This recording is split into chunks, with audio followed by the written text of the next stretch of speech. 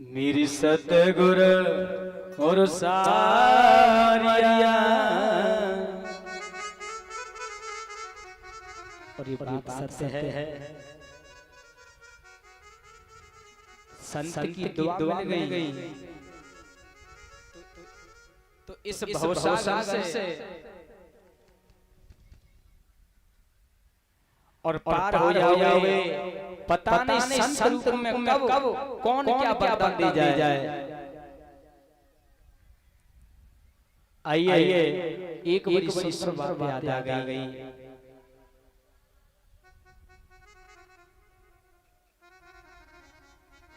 आइए एक मैया और इकलौता पुत्र है। पुत्र की शादी हो गई, 8 साल हो गई, बहू के गर्भ से किसी पुत्र या पत्नी का जन्म हुआ। अब वो अपनी बहू के लिए दुआएं मांगने के लिए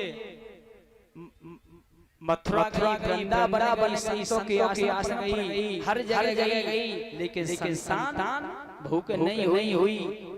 संतों के आश्रम जाती थी, लेकिन संतान नहीं हुई। अब तो उस मैया के मन में आया कि मेरी बहू के कोई गर्भ से बालक का जन्म हुआ है। अब तो संतों से धीरे धीरे घृणा करने लगी, संतों से गाली गलौज देने लगी।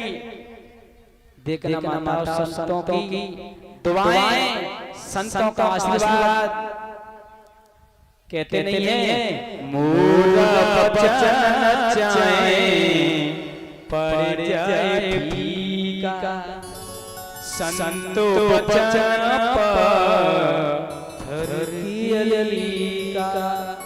अगर संत की दुआएं अगर मिल जाए, भगवान का वचन एक बार खा लिया ऐसा है, लेकिन संत की दुआ खाली।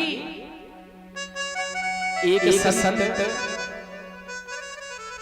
उसी नगर में भिक्षा लेने के लिए गए जिस नगर में मैया संतों से गाली गलौज करती थी। और जैसे भिक्षा मांगने के लिए जा रहे हैं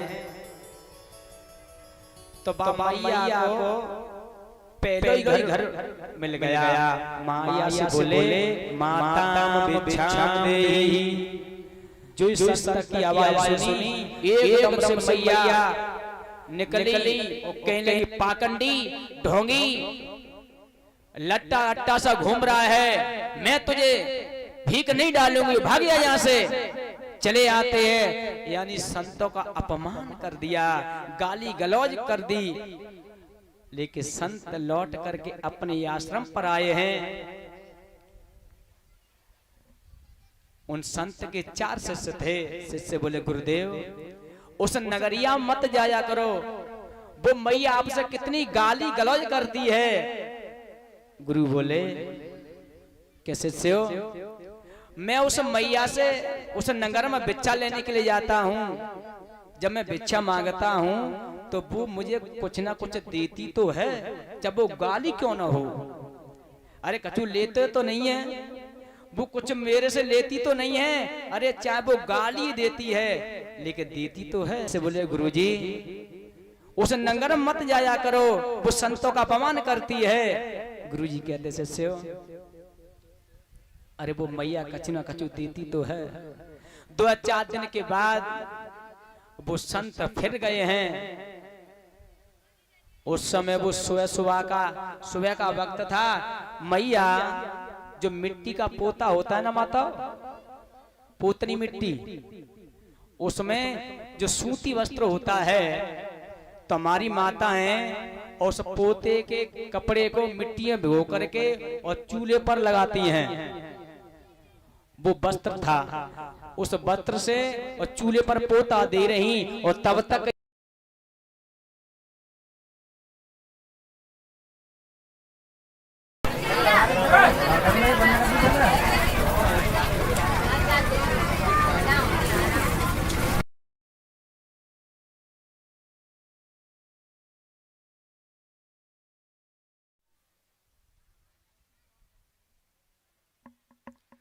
बोलिए वृंदावन बिहारी लाल की जय हो।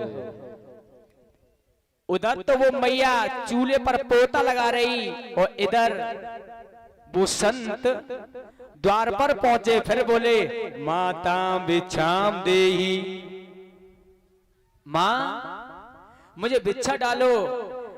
अब मैया गुस्सा आ गई कि जी फिर आएगो, तो वही मिट्टी से बिगड़ा हुआ कपड़ा जो पोता फिरती थी गुस्सा में ले चली आई, और जैसे ही किवाड़ खोल के देखा तो संत सामने खड़े हैं, तो मिट्टी का पोते का बिगड़ा हुआ कपड़ा और जैसे ही फेंक के मारा है वो संत के मोहरे पे पर सारा मोहरा बिगड़ गया।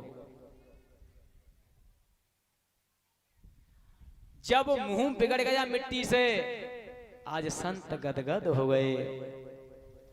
चलो आज कछु मिले वो तो शुरू हो, चाहे मिट्टी का पोता क्यों न हो, लेकिन वो संत उस मैया की मन की जानता था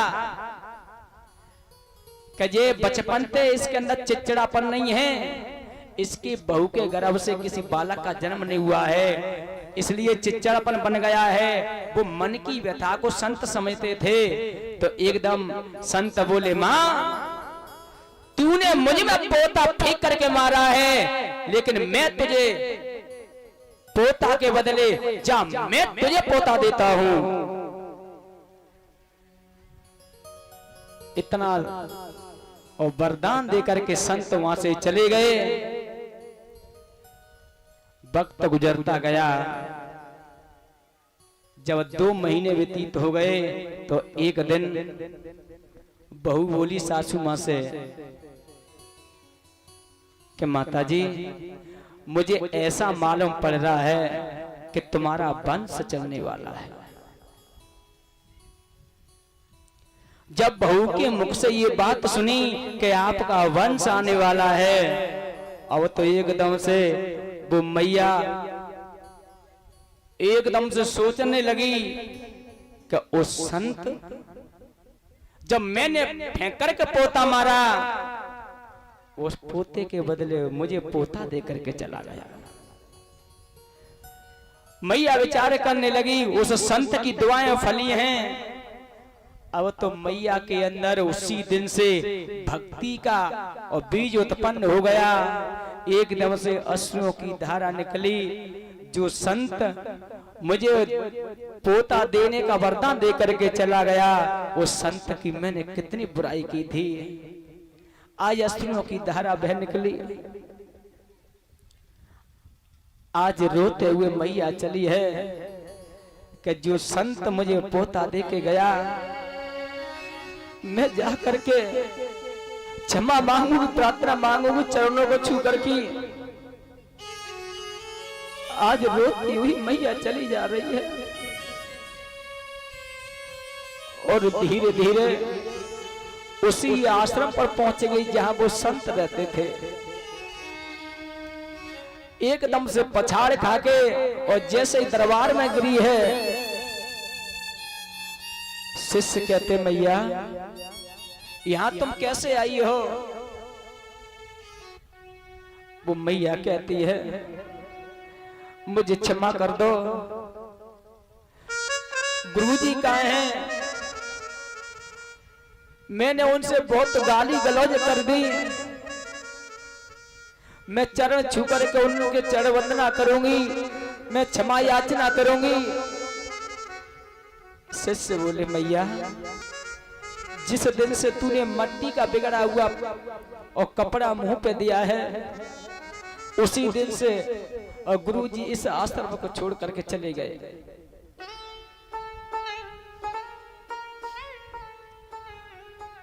जब गुरुजी जाने का ये शब्द सुना है, मैया पछाड़ खा के गिर गई। हे परमात्मा ये क्या हो गया? जो संत मेरा वंश आगे चला गया। और रोती रोती मैया घर के लिए लौटी है। रोते रोते मैया के दोनों नेत्र लाल हो गए। इधर आंगन में आई है। जब समय व्यतीत होता चला जा रहा, 9 माह के बाद उस बहू ने एक बालक को जन्म दिया है। जैसे ही बालक को देखा है, उस सासू मां ने जब बालक को देखती है तो संत की याद आती है। अब तो अंदर ही अंदर घुट घुट के रोने लगी है।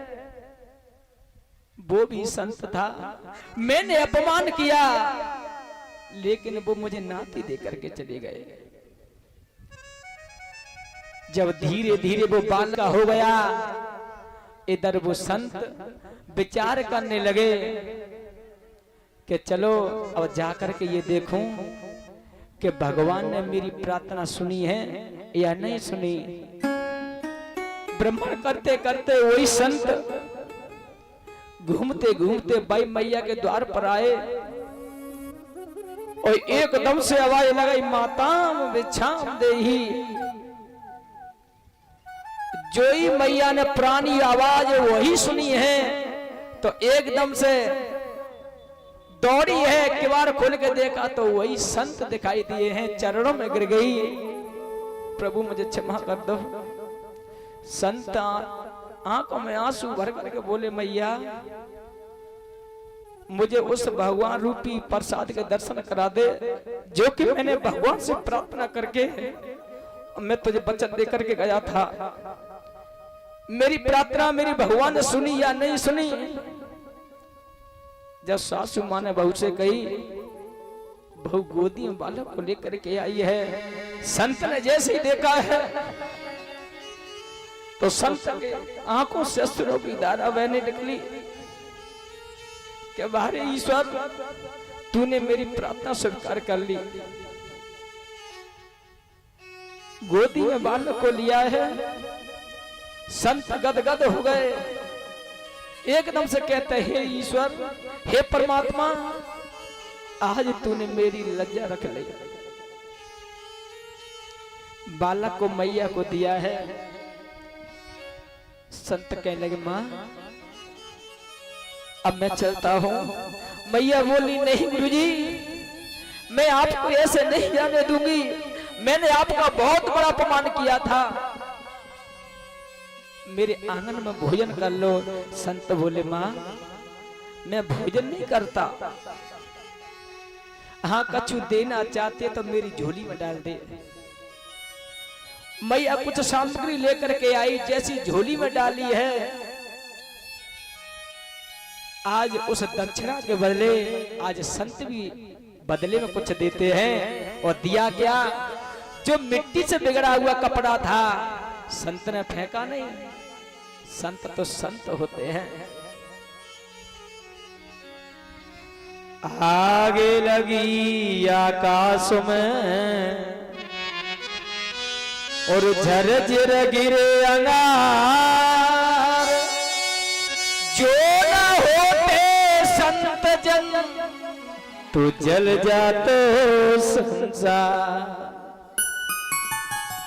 संत तो संत होते हैं, वो मिट्टी का बिगड़ा हुआ कपड़ा फेंका नहीं। संत झोली में रख करके ले गए थे और गंगा मैया में जाकर के उसे मल मल के धोया।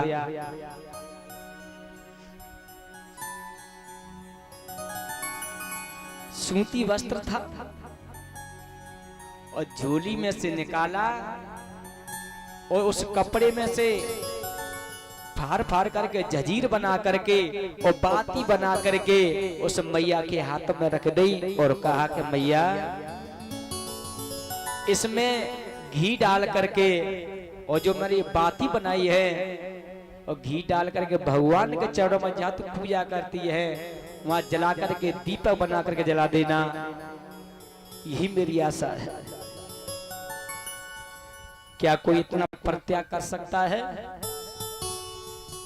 कहां वो वस्त्र किसी कंपनी ने बनाया, कंपनी से बाजार में आया, बाजार से छोटी मार्केट में आया, मार्केट से हम तुमने खरीदा, फिर टेलर पे दर्जी पे पहुंचा दिया, दर्जी ने कैंची चला करके काट के सील करके दे दिया, फिर वो हमने पहना, जब खराब हो गया उतार दिया, फिर पोंछा के काम में लिया और खराब हो गया, फिर पोता लगाने में काम लिया और वही पोता बिगड़ा हुआ वस्त्र जब संत के हाथ में लग गया, वही मिट्टी का बिगड़ा हुआ वस्त्र गंगा जल में धो करके आज दीपक बनके और भगवान के चरणों में आज वो जल रहा है। इतना कोई प्रत्याग कर सकता है क्या? संत तो संत होते हैं, संत की निंदा का फल ऐसा जरे नगर नाथ कर जैसा। संत की बुराई चाहे संत कैसा भी हो, लेकिन संत की बुराई कभी नहीं करनी चाहिए। इतने मेरे प्रांगण में बैठे हैं, अगर मैं तुमसे कहूंगा तुम कल ते संत बन जाओ, क्या कोई बन सकता है? नहीं कोई बन सकता। संत तो वही बनता है जिसके ऊपर पार ब्रह्म परमात्मा ईश्वर की कृपा होती है, और जिस परिवार में अगर कोई संत बनता है तो उसकी 7 पीढ़ियों का उद्धार हो जाता है। बोलिए वृंदावन बिहारी लाल की, बोलिए आनंद कंद भगवान की। इसलिए मेरा कहना है माताओं भाइयों,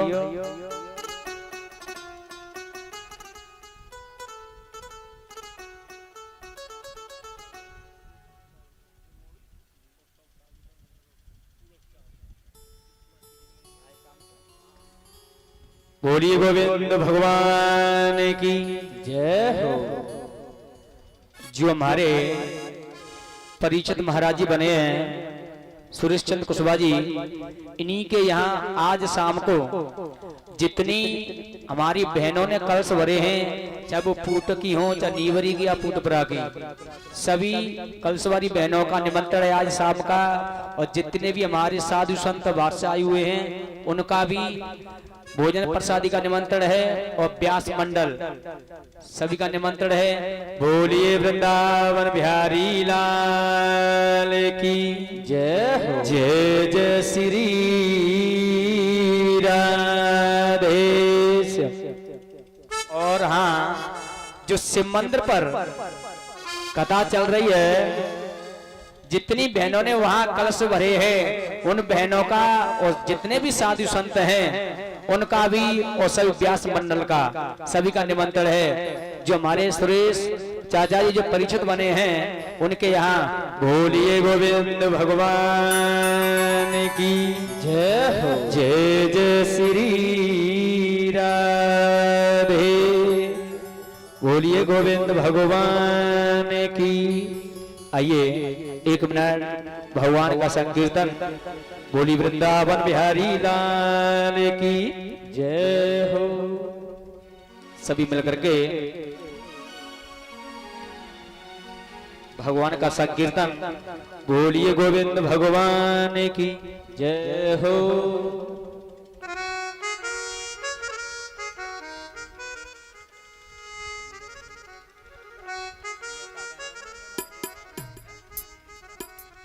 और ये दिलीप कुशवाहा जी और राहुल कुशवाहा जी जो हमारा मुद्राओं का हार पहना करके सम्मान किया है, दोनों भाइयों ने एक बार जोरदार ताली बजा के सम्मान करें।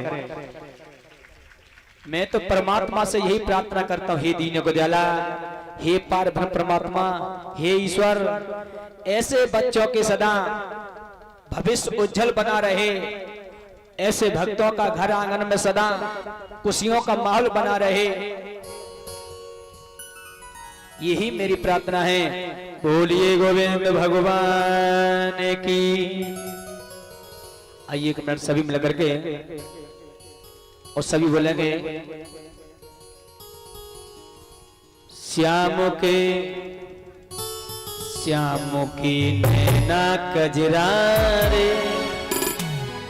सभी मिलकर के और सभी बोलेंगे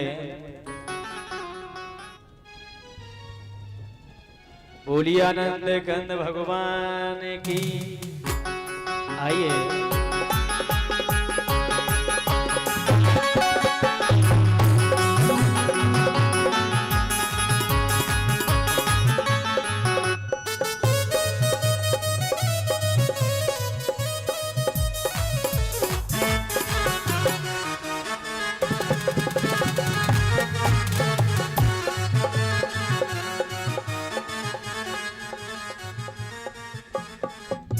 श्याम के राधे श्याम के नैना कजरा रे सकीरी मुख जादू क्यों डारे श्याम के नैना कजरा रे सकीरी मुख जादू क्यों डारे।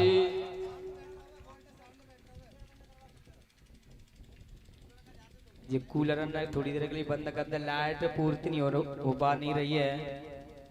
बोलिए गोविंद भगवान की जय जय श्री राधे। श्याम के नैना कजरा रे सकीरी मुख जादू क्यों डारे श्याम के नैना कजरा रे सकीरी मुख जादू क्यों डारे।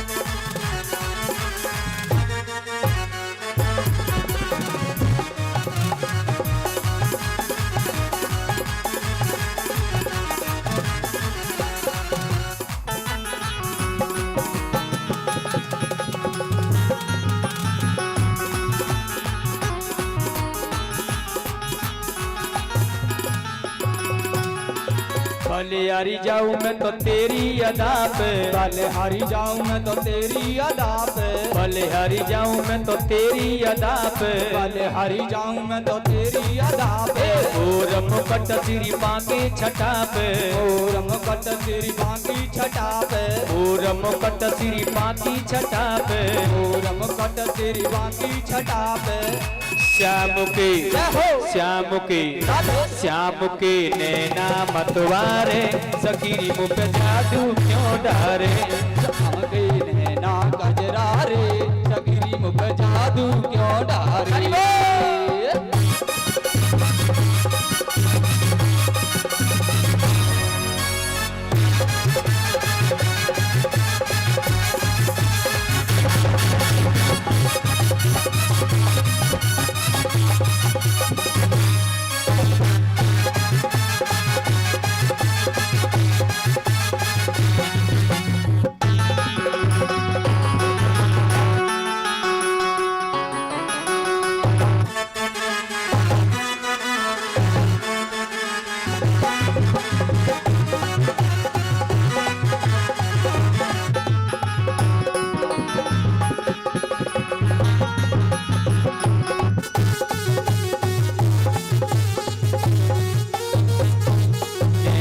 चोट लगी नैनन की नैनन चोट लगी नैनन की नैनन चोट लगी नैनन की नैनन चोट लगी नैनन की। सुध बुध भूल गई मैं मन की सुध बुध भूल गई मैं तन की सुध बुध भूल गई मैं तन की सुध बुध भूल गई मैं तन की। श्याम के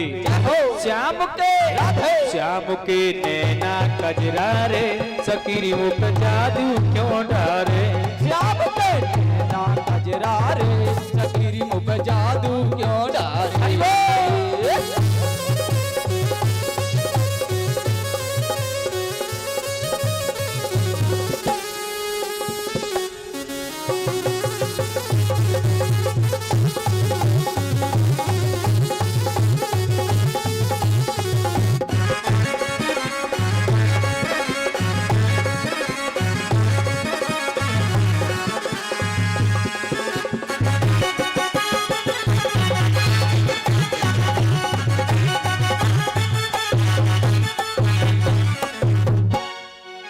वृंदावन बिहारी लाल की जय।